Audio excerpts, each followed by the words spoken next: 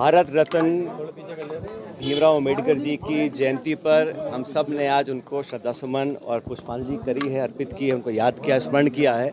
और जिस संविधान का निर्माण अंबेडकर साहब करके गए हैं वो संविधान आज पहले से ज़्यादा प्रासंगिक है और संविधान के मूल भावनाओं का आदर करना प्रत्येक नागरिक और विशेष रूप से प्रत्येक सरकार की जिम्मेदारी है। दुर्भाग्यवश देश में जो हालात निर्मित हुए हैं वहाँ सिर्फ संविधान और अंबेडकर साहब की मूर्ति पर तो फूलमाला चढ़ रही है, लेकिन संविधान की जो मूल भावना है उसकी अवहेलना हो रही है।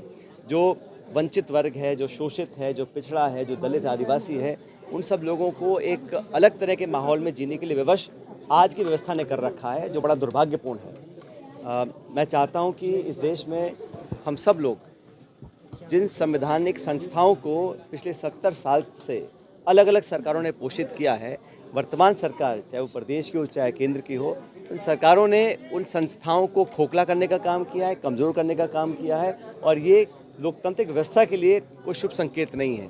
तो अंबेडकर साहब को अगर सच्ची श्रद्धांजलि देनी है, सही उनको श्रद्धांजलि देने का एक ही तरीका है कि संविधान का मान सम्मान हो, सिर्फ भाषण ना दिए जाएं, सिर्फ इश्तिहार ना छापे जाएं, अपने कार्यप्रणाली में सरकारों के माध्यम से लोगों तक न्याय पहुंचे।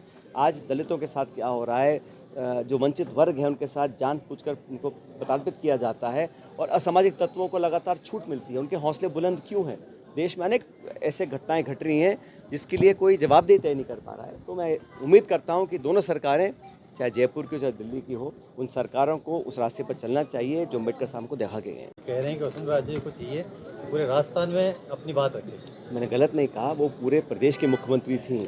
अपने क्षेत्र में पानी की समस्या को लेकर उन्होंने अधिकारी को ट्रांसफ़र तो करवा दिया, लेकिन जो हालात आज बिजली पानी के पूरे प्रदेश में हैं उनको भी पूरे प्रदेश में जाना चाहिए और जहाँ जहाँ कमियाँ हैं, क्योंकि उनकी बात पर अगर एक्शन ले रहे हैं देर सवेर, तो वो पूरे प्रदेशवासियों को उसका लाभ मिलना चाहिए।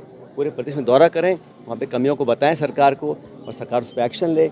मैंने पहले भी कहा कि ये सरकार का जो काम है ये सिर्फ जुमले और भाषण है, चाहे इन्वेस्टमेंट्स में झूठे आंकड़े प्रस्तुत करने की बात हो, फिर अपने आप इतने असहाय हो गए कि निवेशक हमारे फ़ोन नहीं उठा रहे हैं। खुद कहा, मुख्यमंत्री जी ने कहा मंत्रियों में इतना खींचतान हो रहा है, किसने चिट्ठी लीक करी नहीं करी इस पर चर्चा हो रही है और खींचतान में अफसरशाही हावी हो रही है और ऑफिसर्स को जनता ने वोट नहीं दिया, लोगों ने भाजपा को सरकार बनाने का मौका दिया था।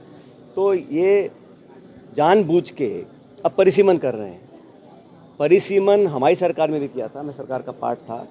परिसीमन होता है क्षेत्रफल को देखकर, प्रशासनिक सुविधा को देखकर, लेकिन यहाँ पर जो परिसीमन कर रही है बीजेपी की सरकार राजस्थान में, वो शुद्ध रूप से राजनीतिक व्यवस्था को अपने पक्ष में लाने के लिए किया जा रहा है।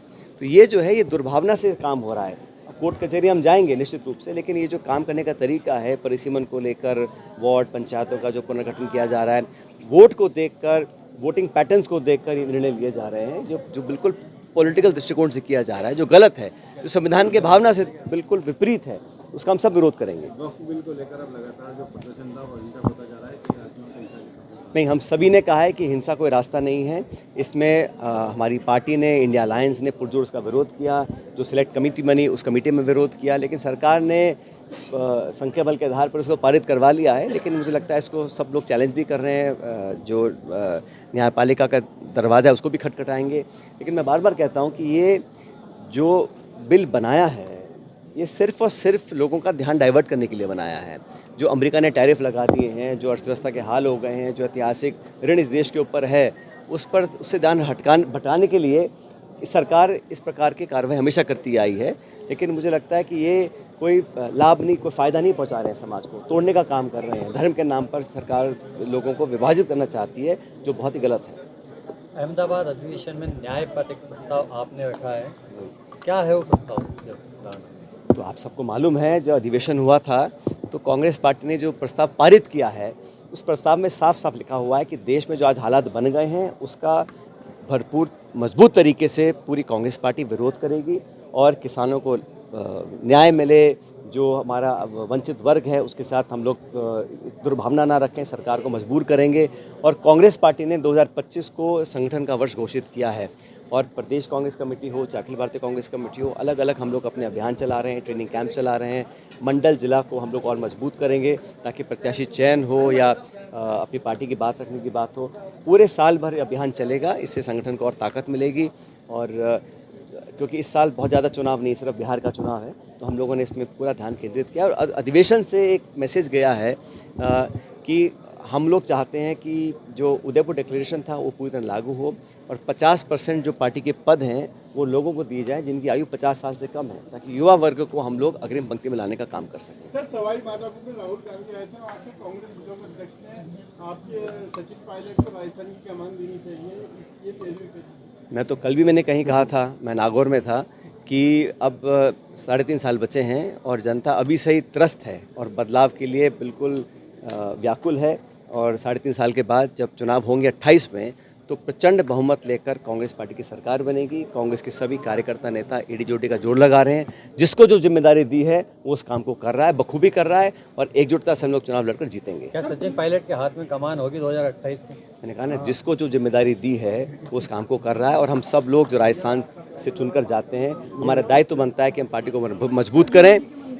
और सुन लीजिए, और 2028 तक जब चुनाव आएंगे तब तक हमारा जो नियुक्तियां हैं, नए लोगों को मौका देना है, नगर पालिका के, पंचायत के चुनाव होंगे, उन सबको जीतने के बाद अच्छे बहुमत के साथ, और न सिर्फ राजस्थान में, मध्य प्रदेश, छत्तीसगढ़, जो तीनों स्टेट्स के साथ चुनाव होते हैं, तीनों जगह हम जीत कर जाएंगे। मंदिर में गंगा जल का छिड़काव। और टोंक जिले के ही मंत्री हैं जो राजस्थान सरकार में, किस तरह के हालात देख रहे हैं पेयजल को लेकर राजस्थान? पूरे प्रदेश में मैंने पहले कहा था, बिजली और पानी ऐसी सुविधाएं हैं जो हर सरकार को देनी पड़ती हैं। और गर्मी शुरू होने से पहले ही मैंने कहा था कि हम लोग एक कंडीशनरी प्लान बनाएं, उस प्लान के आधार पर काम हो। लेकिन जैसा कहने को कुछ बचा नहीं है, जब प्रदेश की पूर्व मुख्यमंत्री ने जब पोल खोली थी सरकार की, तो मेरे कहने के लिए क्या बचा है? जो हकीकत है उन्होंने बयां कर दी है वसुंधरा जी ने, और सब पूरे देश ने देखा है उन्होंने क्या कहा और किस प्रकार उन्होंने सरकार की जो काम करने के तरीके को पूरे कटघरे में खड़ा किया है। तो हम सब ने देखा है इस बात को।